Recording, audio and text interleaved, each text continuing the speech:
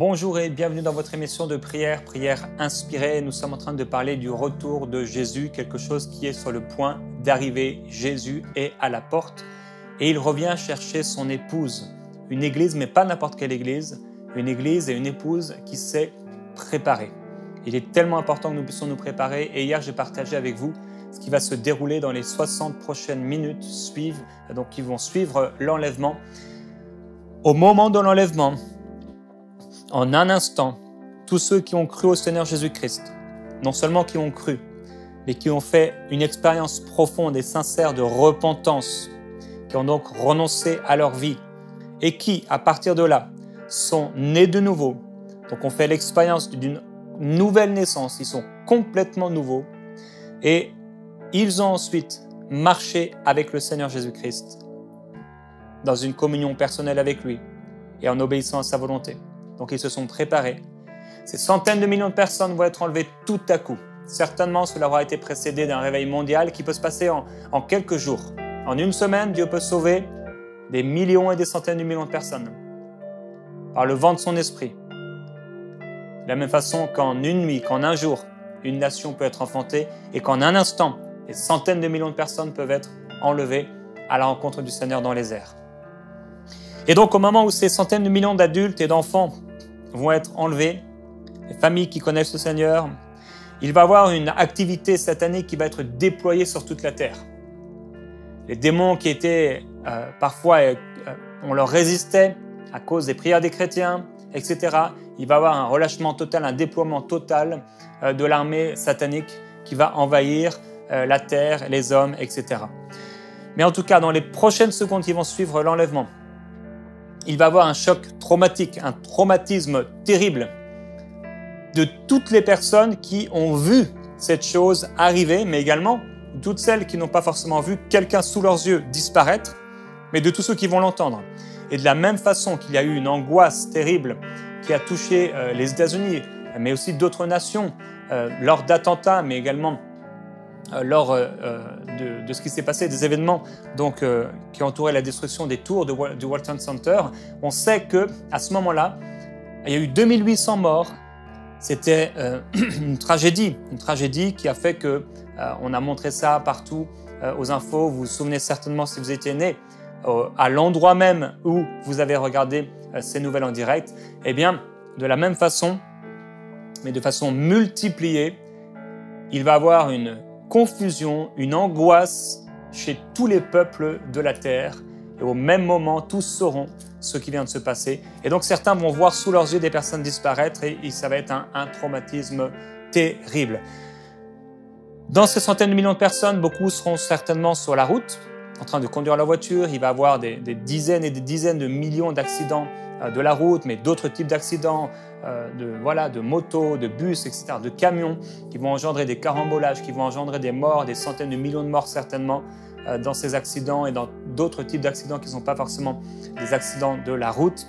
Et il va y avoir des incendies, une panique générale et qui va devenir une panique hystérique en comprenant, en réalisant que ce n'est pas seulement une ou deux personnes qui ont disparu, ce n'est pas seulement 1000 ou 10 000 ou 1 million, mais en fait c'est une disparition de centaines de millions de personnes qui ont eu lieu. Et donc, j'aimerais maintenant vous décrire, et certainement c'est une description qui est imparfaite, mais qu'on puisse penser aux terribles heures qui vont suivre l'enlèvement de l'Église.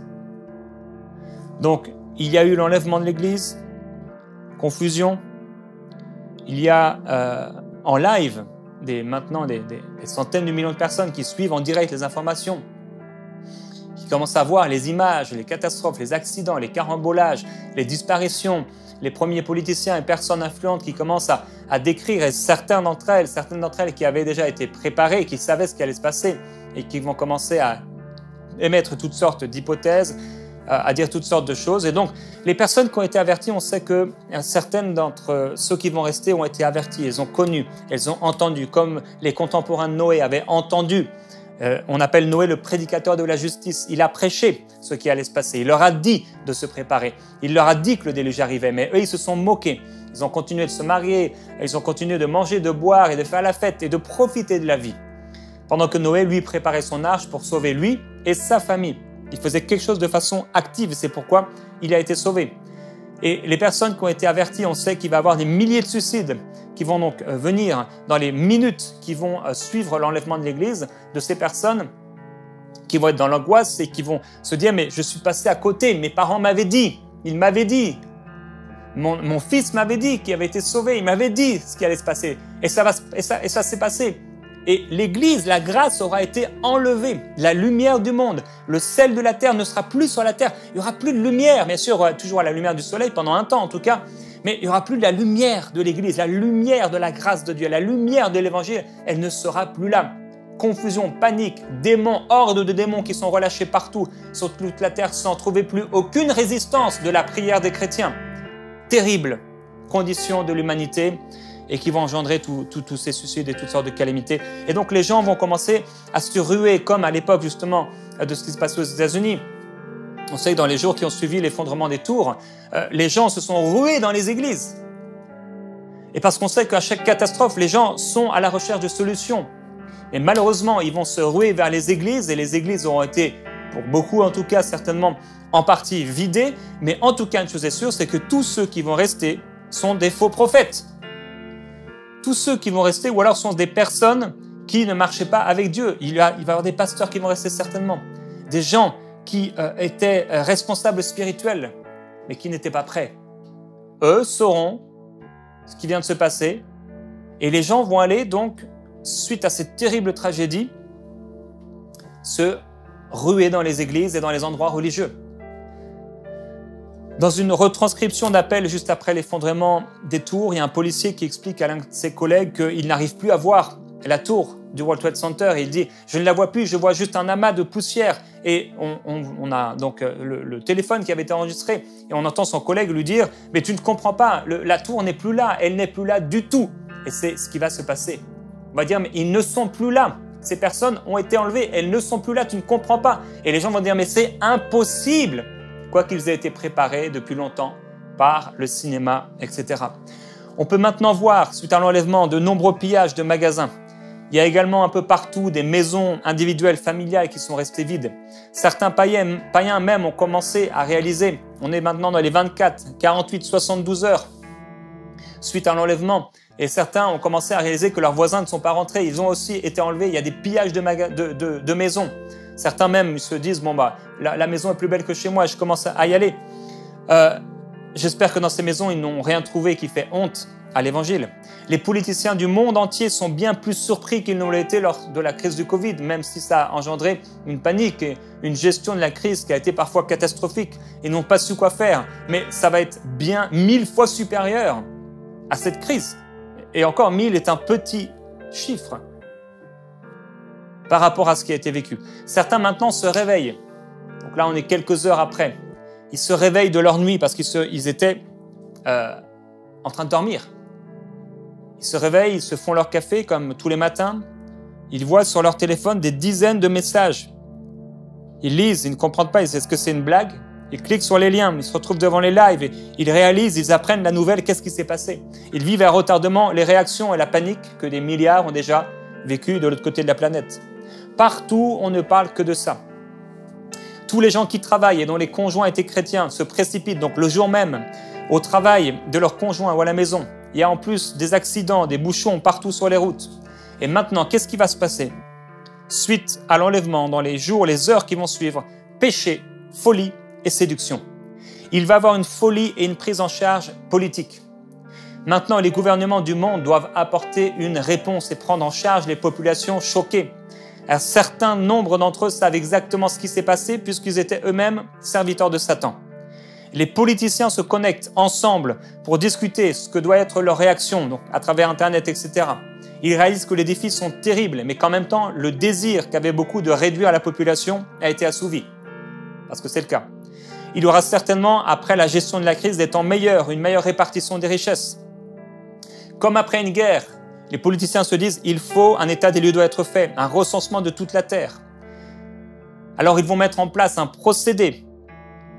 Et des procédés qui avaient déjà été préparés, certainement ils sont déjà prêts, juste ils devaient être activés pour que tous les gens soient recensés à partir de puces, à partir de choses, pour qu'on puisse savoir maintenant et contrôler la planète. Et comme dans toute anarchie ou tout temps de crise, qu'est-ce que ça crée? La peur, et les gens sont prêts à perdre leur liberté pour avoir la paix. Et on a pu le voir dernièrement encore.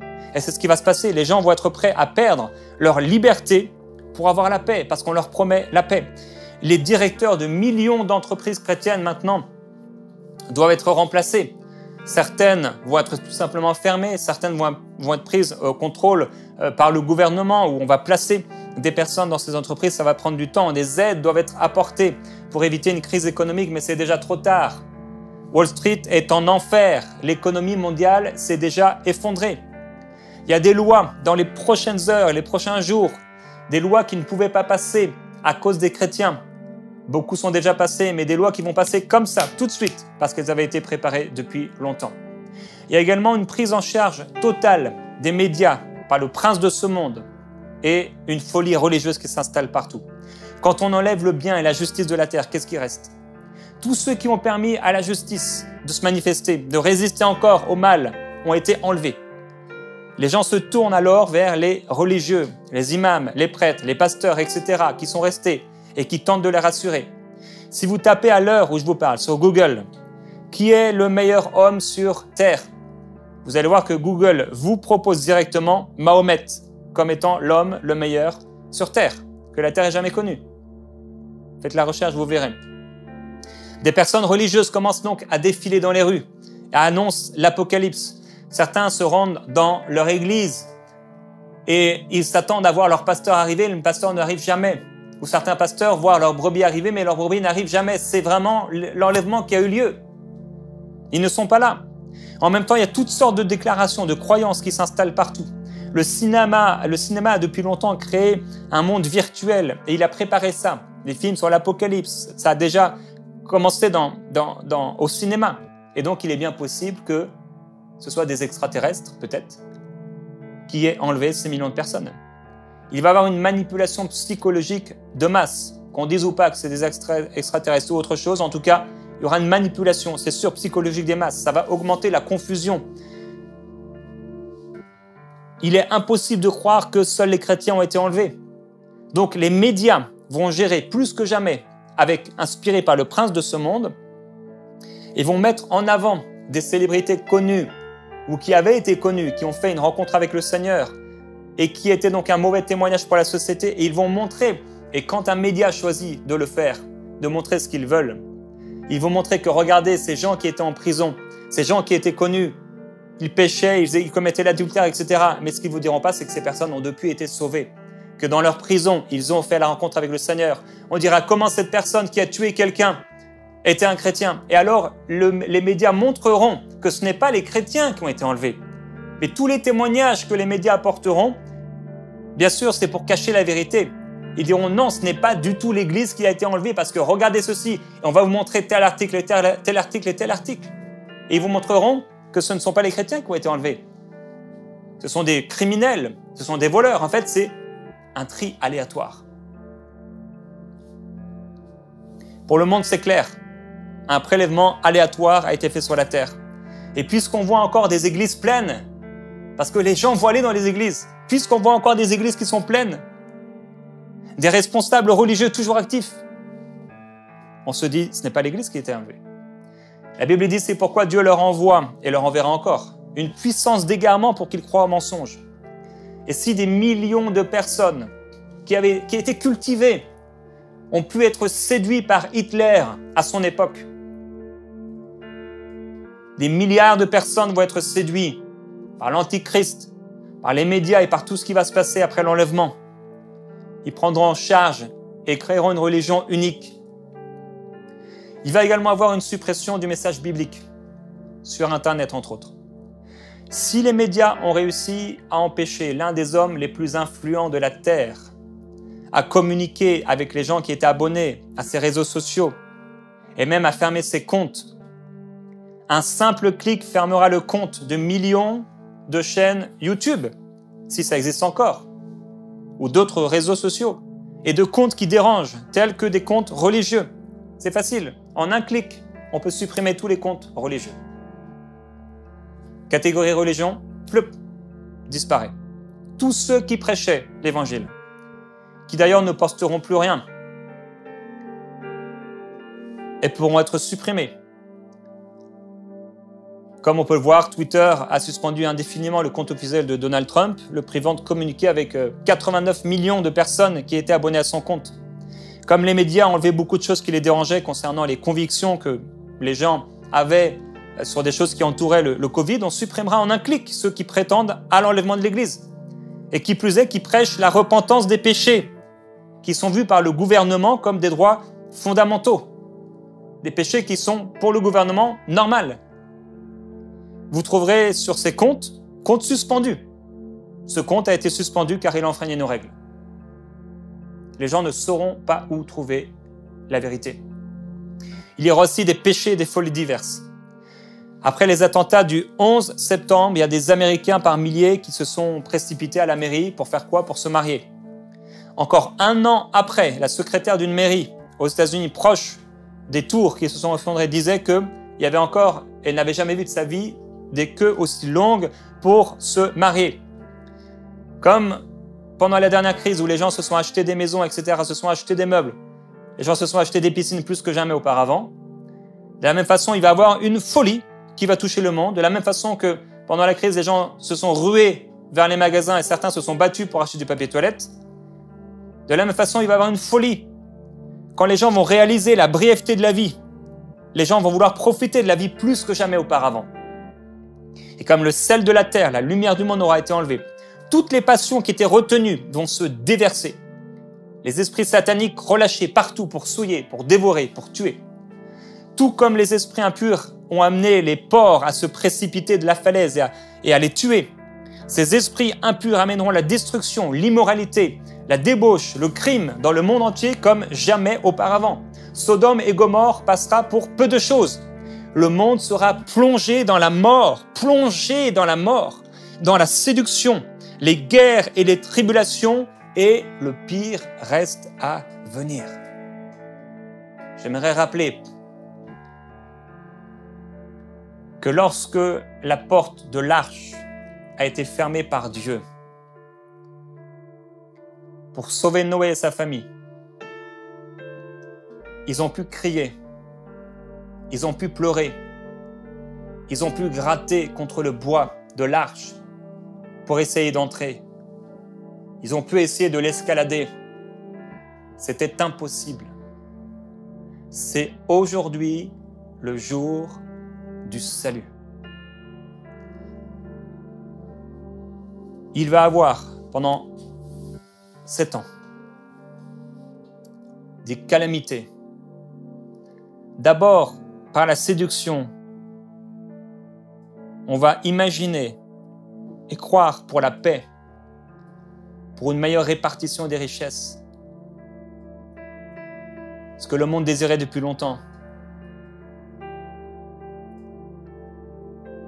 Dans les gouvernements, ils veulent diminuer la croissance, le nombre de personnes sur la terre. Et tout à coup, il y aura autant de nourriture, autant de biens, autant de matériel, mais des centaines de millions de personnes en moins.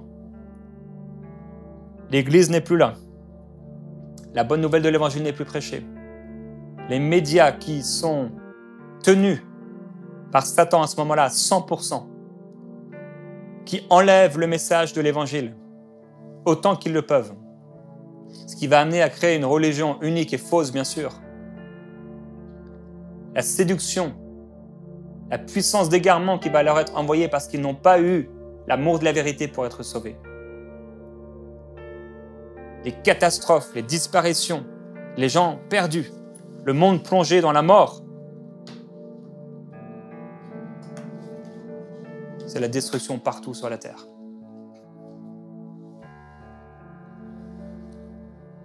La question c'est, où est-ce que tu seras à ce moment-là? Si Jésus est à la porte et qu'il revient dans 1 an, dans 6 mois, dans 2 jours, dans 1 semaine, où en est ton cœur devant Dieu? Est-ce que tu es sincère? Est-ce que tu es vrai? Est-ce que tu es sauvé? Est-ce que tu lui appartiens? Alors tu peux regarder ça comme un film, comme un récit. Et si tu as l'amour de la vérité dans ton cœur, tu sais que Jésus revient. Et tu sais qu'il est mort pour toi.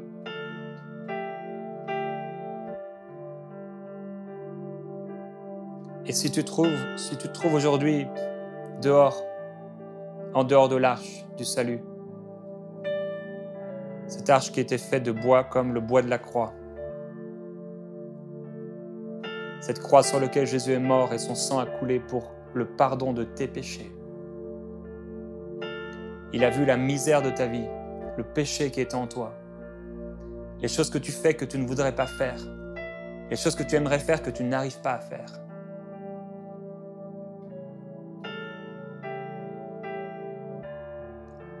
Il y a des gens qui sont venus à Jésus dans les évangiles. Un aveugle est venu à Jésus, il a dit, si tu peux me rendre la vue. Un lépreux est venu à Jésus. Il était défendu de toucher les lépreux, c'était une peste, c'était contagieux. Mais Jésus pose sa main sur le lépreux et il lui dit, oui, je le veux, sois pur. Et à ce moment-là, la lèpre s'en va.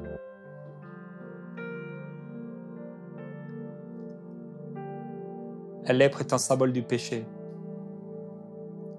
La Bible dit que celui qui connaît Dieu ne pratique pas le péché. Ça veut dire que cette personne ne vit pas dans une habitude de péché. Si tu vis, si tu demeures, si tu es vaincu par le péché, ce n'est pas ce que Dieu a prévu pour toi. Jésus veut te libérer. Jésus veut te pardonner. Jésus t'aime. Car Dieu a tant aimé le monde qu'il a donné son Fils unique, afin que quiconque vient à lui ne périsse pas, mais qu'il ait la vie éternelle, afin qu'il ne passe pas en jugement et en condamnation, mais qu'il soit sauvé. Père, je prie, toi qui as envoyé ta parole pour nous ouvrir les yeux et nous montrer les vérités qui sont tiennes, les vérités de l'alpha et de l'oméga, la parole vivante et éternelle de Dieu, celle qui subsistera. Tu dis, tout passera, mais pas ma parole. Père, je prie qu'alors que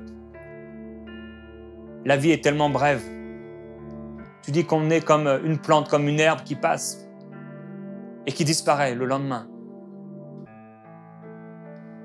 Pendant le temps que tu nous laisses sur la terre, tu nous appelles à faire un choix. Et toi qui m'écoutes, le Seigneur t'appelle à faire un choix maintenant. Il y a peu de temps. On est une vapeur. On paraît pour un temps et on disparaît. Et le but n'est pas de manger, de boire et de profiter de la vie, de se marier et d'avoir des enfants. Le but, c'est de rencontrer Jésus-Christ et de lui donner sa vie, de se repentir de ses péchés et d'être transformé pour avoir la vie éternelle. Dieu avait donné l'autorité à l'homme dans le jardin, Adam et Ève. Ève et Adam ont péché, ils ont donné l'autorité à Satan et c'est pourquoi le monde va si mal. Mais Dieu avait pourvu déjà, il avait pourvu en préparant la venue de Jésus-Christ qui allait venir dans une chair semblable à la tienne, à la mienne, parce qu'il avait vu ton péché à l'avance. Le péché de l'humanité, il était incapable d'être parfait selon la loi.